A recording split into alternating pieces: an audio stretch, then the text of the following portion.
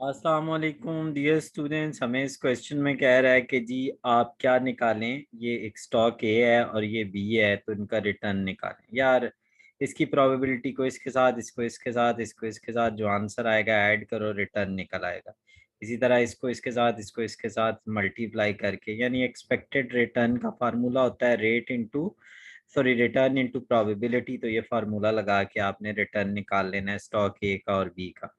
अब आपने निकालना है रिस्क। रिस्क में आप स्टैंडर्ड डिविएशन का फार्मूला लगाएंगे। आप जानते हैं स्टैंडर्ड डिविएशन का फार्मूले में हम क्या करेंगे, उसका फार्मूला होता है आर आई माइनस जो आपका आर निकलेगा, यानी आर निकलेगा ए का, उसको माइनस करके आपने उसका स्क्वायर लेके प्रोबेबिलिटी से मल्टीप्लाई करना है हर एक के साथ और स्टैंडर्ड रूट ले लेना है, रिस्क निकल आएगा। इसको हम स्टैंडर्ड डिविएशन भी कहते हैं।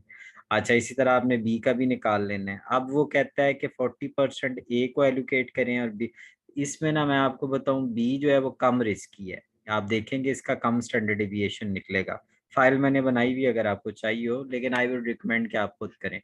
और इसी तरह बी का ज़्यादा निकलेगा, इसलिए उसको 40% एलोकेट हुआ है। आपने दोनों के रिटर्न्स को, एक एक के रिटर्न को 40 से, दूसरे के रिटर्न को 40 से मल्टीप्लाई करना है।